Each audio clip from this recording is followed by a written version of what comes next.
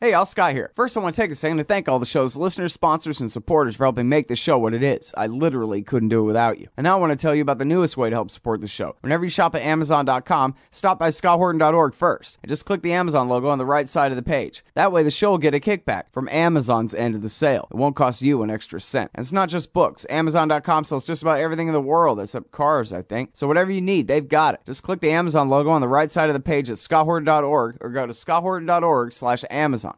All right, y'all. Welcome back to the show. I'm Scott Horton. This is my show, The Scott Horton Show. And our guest today is Jonathan Landay from McClatchy Newspapers. That's McClatchydc.com. Welcome back to the show, Jonathan. How are you doing? I'm well, thank you very much. Good. Well, Good to be back. happy to hear it. And you're welcome, and very happy to have you here. Appreciate it. Now, I want to ask, well, who knew about the situation in Iraq, but not in just a kind of flippant way? I mean, it's important to me, I think, that you get credit for being one of the few mainstream newspaper reporters who, and I mean few, who did not just go along with the in-crowd, basically, the way they did, and helped to lie us into war back in 2002 and 3. In fact, you were reporting the truth about the agenda to push us into war with Iraq beginning in the fall of '01. People can find those archives there. You and Warren Strobel, too, there at Knight Ridder news service back then. And so that's very important. People can watch all about that in the PBS Bill Moyers documentary, Buying the War, which is still online and which is really great, that I hope y'all will look at. So that's important to bring up. But I want to get to, and I haven't gone back to review what it was that you wrote back then, Jonathan, lately here, but I wonder whether much of it had to do with what are going to be the consequences for the Iraqi people who, at that point in the American debate, were largely imaginary and weren't apparently going to have a say in how any of this happened once the war happened. And then I wonder if also you could just, talk about other people who knew. I mean, I was just a skater, cab driver, nobody kid doing pirate radio, and I had read a stupid Tom Clancy novel where Saddam Hussein gets assassinated and the Iranians inherit the south of the country in the snap of fingers. Right there. So I had that much knowledge that there's some schism going on here and some things might take place. And I was just driving a cab in the middle of the night. So I wonder what the best and the brightest that you were talking to in D.C. were really saying when they weren't lying us into war. Well, indeed, one of the first pieces we wrote when we actually reported my former colleagues, Warren Strobel and John Walcott, reported, I believe it was in February of 2002 or January, that the administration had decided to invade Iraq. And we started writing pieces. I wrote, number one, anyway, a major piece on here are the possible consequences, and they included taking the lid off what had been centuries of enmity between the Shia and Sunni branches of Islam, that Saddam, who was a Sunni and presided over a Sunni-dominated minority regime that suppressed the Shiites in Iraq, that taking the lid off that pot could be extremely dangerous in terms of igniting sectarian violence. And indeed, fast forward a couple years, and that's exactly what happened. The fact is that what also happened during that time, after the American invasion, was the creation of an entity known as Al-Qaeda in Iraq. This was an Al-Qaeda branch that had not existed prior to the United States invasion, and that was the forerunner of the group that is now on an offensive, the Sunni terrorist group that is now on an offensive from the north of Iraq towards Baghdad. They're about 60 kilometers north of Baghdad now. That was the forerunner, that group, and indeed throughout this entire period, Iraq has not known peace. There was a period, several years ago when the level of terrorist violence was low, but nevertheless it was never wiped out. That group never went away, and the idea that somehow Iraq was calm and peaceful when the Bush administration handed the tiller over to the Obama administration is just pure nonsense. Yeah, well, it's amazing that those are the goalposts of this narrative here. The argument being played out, especially on TV, is whether we should have stayed, whether Obama should have forced Maliki to let him stay and all that kind of thing. I mean, never mind that. But back to the predictions. My response to that would be how? When you had the fact that George Bush in 2008 signed an agreement with Maliki, by the way, Shiite prime minister, that the United States helped put in power in a deal with Iran that pushed aside Iyad Alawi, who was the Iraqi politician who had actually won parliamentary elections. We helped put Maliki in power, and he one of the last things that Bush did when he left, before he left office, was sign this agreement with Maliki that mandated a U.S. withdrawal, all troops out by the end of 2011. Obama comes into power, and he tried to negotiate an agreement with Maliki that would have at least kept 3,000 U.S. military trainers in Iraq. And granted, the fact is that the U.S. military wanted to keep more troops there, wanted a bigger troop presence. But here you had a government, Maliki, and his parliament, and others, and Iran, that were saying, no way are we going to let should any U.S. troops stay behind. And that would have been a deal also that would have been rejected by the Congress, because it would have required U.S. troops to, what Maliki was demanding and what Obama was refusing, was that U.S. troops who stayed would be subject to Iraqi law, whereas the Obama administration was saying, no, they need to be exempted from Iraqi law, and U.S. troops need to remain subject to the Uniform Code of Military Justice. That would be the U.S. Uniform Code of Military Justice. So those negotiations collapsed. So the idea that keeping American troops there might have staved off what this disaster that we've seen unfolding since last week is also revisionist nonsense. Because the fact is that you had an Iraqi army that was up in the north that was Shiite dominated, and that was not getting along with the population there. The population was incredibly opposed to, came to oppose the Iraqi army presence in the north.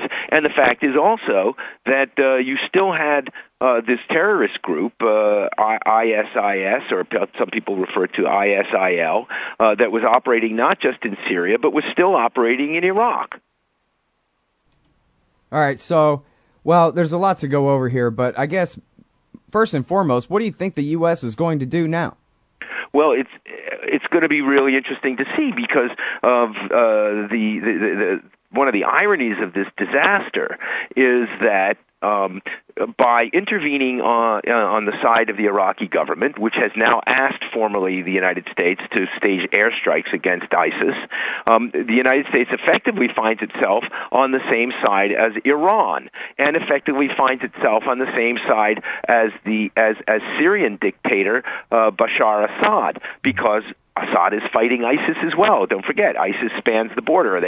They control parts of northeastern Syria and a large part of Iraq. And so, I mean, it remains to be seen what's going to happen. But the fact is, it's quite an extraordinary situation. The United States, I don't think, can change the facts on the ground through airstrikes. We'll have to wait and see. And usually, when you mount airstrikes, you need eyes on the ground to spot targets or to laze targets, and that could mean, I don't know if that means necessarily putting U.S. Special Forces on the ground. We have to wait and see. But certainly, what the United States has been trying to do, and Iran apparently, is trying to push Maliki to reach out to politicians from the Kurd leadership of the Kurds, leadership of Sunnis who are opposed to this takeover by this terrorist group in association with former Baathists and tribal militias, to try and somehow rescue some kind of multi-secular right, Iraqi... We'll be right back. Jonathan, we got to take this break. We'll be right back. Yeah, sure. Hey, y'all, Scott Horton here. Are you a libertarian and or peacenik? Live in North America?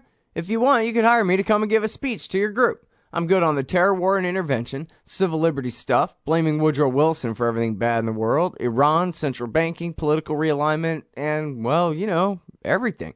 I can teach markets to liberals and peace to the right. Just watch me. Check out scotthorton.org/speeches for some examples and email me, scott@scotthorton.org for more information. See you there. All right, y'all, welcome back to the show. I'm Scott Horton. I'm talking with Jonathan Landay from McClatchy Newspapers about the continuing war in Iraq. And so right up against the break, we were talking about the coalition they're trying to put together against ISIS now, which includes the Iranians. And I think it's notable. It's definitely notable. It's quantifiably notable that America's been fighting for Iran in Iraq since 2003. That was exactly what the king of Saudi Arabia said was, hey, it's in the Chelsea Manning WikiLeaks State Department cables. It was always you and us and Saddam against Iran, but now you're going to hand Iraq to Iran on a golden platter, he said. And that's what happened. And in 2003, I mean, it was, I think it was March. It wasn't even April. It was still March 2003 when the Supreme Council for Islamic Revolution and the Badr Brigades crossed the border from Iran back into Iraq. I was there. I watched them come across. I was in Kurdistan when they came across. Jonathan. Sorry. I was there. They came across into Kurdistan. Well, it was actually, let me think. It may have been, somewhere in March. Yep. And so that's the catbird seat. That was it. The Iranians had the opposition prepared. Whatever Chalabi had promised Richard Pearl was null and void that day. Right. And the fact is that the Iranians probably played a much bigger role in secretly in sucking the United States into that disaster by sponsoring or at least putting up some of Chalabi's quote-unquote defectors on whose garbage information and bogus intelligence the Bush administration relied in part. We remember, the ice cream and yogurt trucks disguised as, the mobile biological weapons labs disguised as mobile milk and yogurt trucks. Sure. Well, Colin Powell had a very convincing cartoon of what one might look like if they had had a picture of one. Right. and the fact is that people have forgotten all of that. Or they seem to have, and those people include, unfortunately, television, cable news bookers. Well, you know what it is, Jonathan. Who put these people on the air again, have revived them, and they've gone on the air to spew revisionist garbage. Yeah, well, TV never told the truth. TV never put up a map and said, let's talk a little bit about Sunni and Shia and who's cleansing who from Baghdad right now and this kind of thing, who's on whose side. They never talked about that. It was always just the democracy versus the terrorists or whatever, the whole damn war. They would never be honest. So, of course, they don't know anybody who knows anything about it to interview because after all these years, they never did. That's not true. I mean, Scott, there are a lot of people who understood what was going on, who understood the disaster that we were getting sucked into. They were talking to us. That's how we were able to do the reporting that we were able to do. No, I don't mean that. I mean the cable TV news people doing the booking. They don't know who you are. They've never met you or heard of Knight Ritter before or anything like that. All they know is, well, that Wolfowitz guy is the genius, right? What do they know about I don't know that they consider him a genius, but they look at the name, they see, oh, look, he's the former Deputy Secretary of Defense. Let's put him on. And the most egregious are the Wall Street Journal op-ed editors who fail to police the historical trash that is being revived or being printed on their op-ed page. Yeah. It is. It's really out of control with what's going on in the media right now, where even Judith Miller, I didn't see it, but I read that even Judith Miller was featured on Fox to complain about the media coverage isn't being warlike enough on this issue right now. Apparently she was on. I saw a screen grab. I did not bother tuning in to listen. Because these people, none of these people should be on. None of them should have any credibility at all to the extent that they should be presented to the American people again. All right, now let me ask you this. After what they've put this country in through.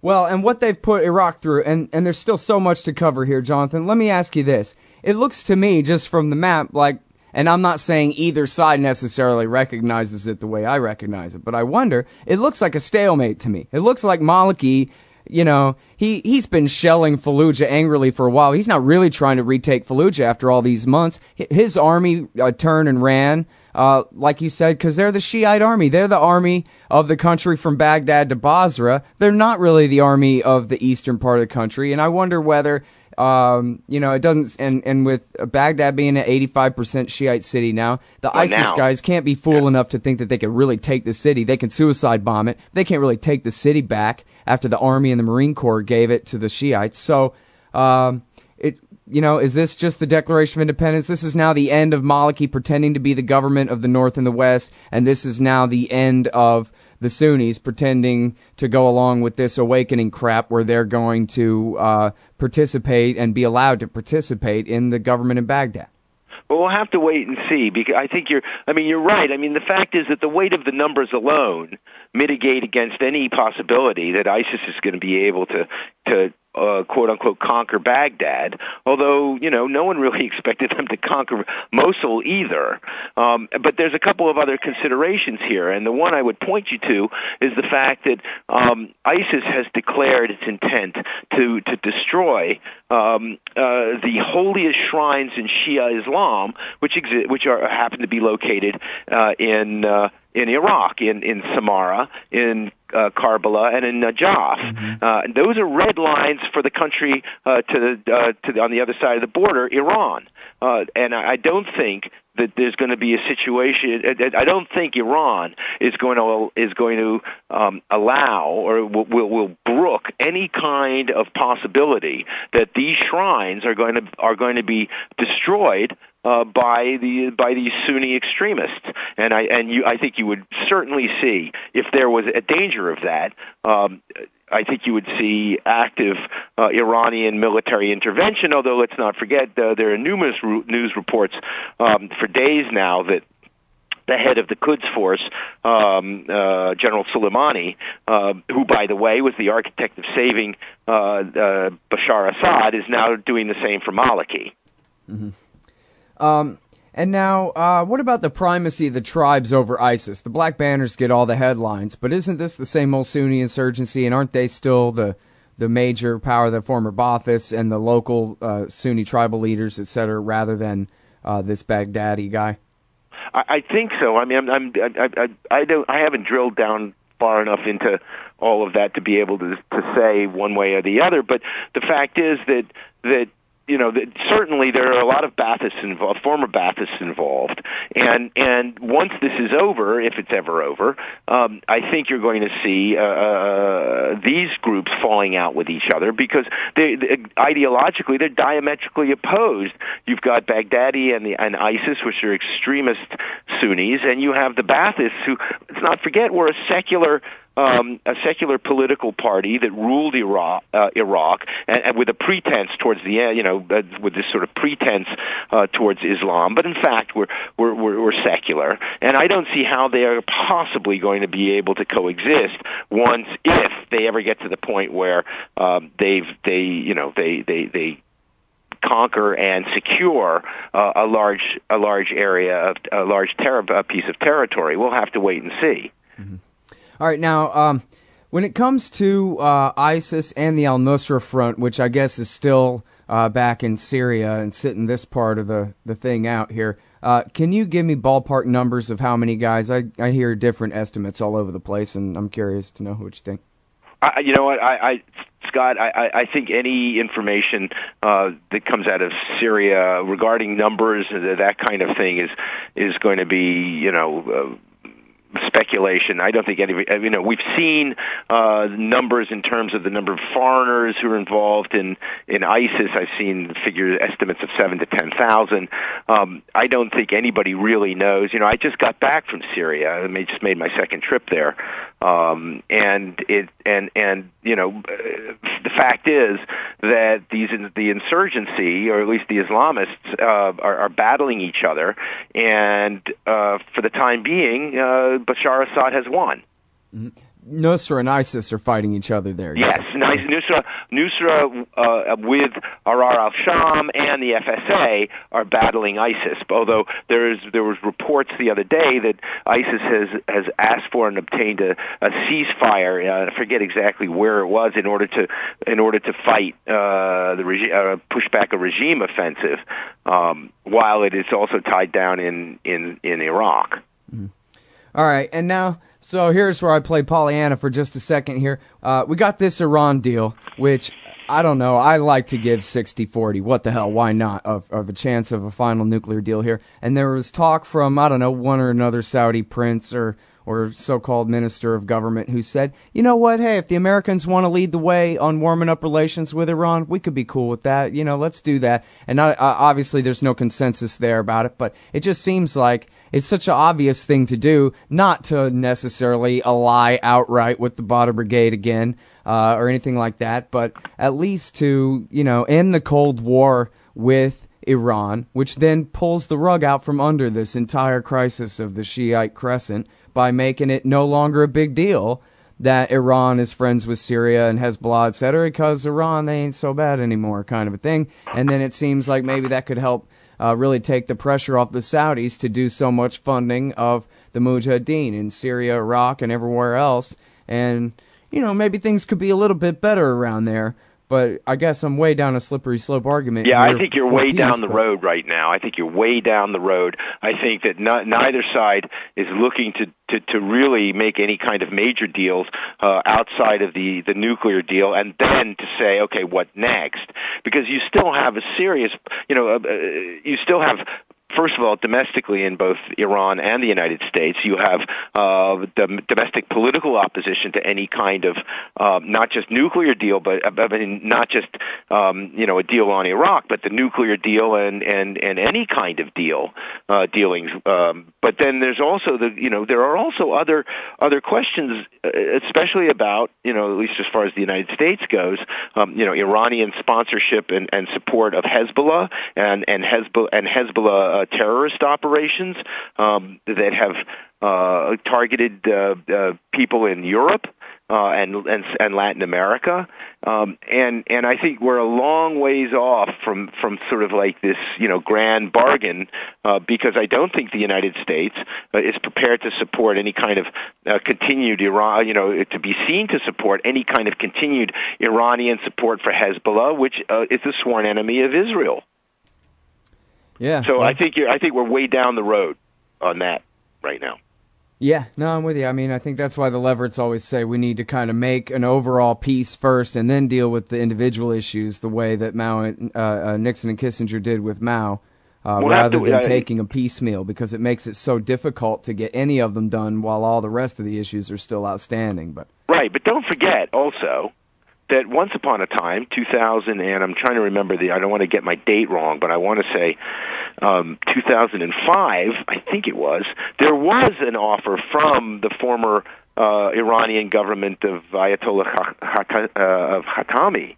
It was an overall package deal that would have included a deal on the nuclear program. Yeah, 05. That was rejected by who? The E3 negotiations of 03 through 05 you're talking about, right? And it was Dick Cheney who said no, who put the kibosh on that. Right.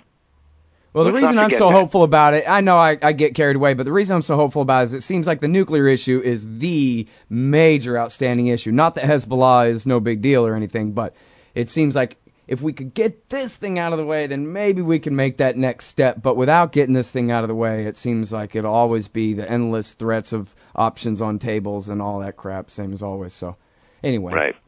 But thank you for your time. I've kept you way over time. I really appreciate it, Jonathan.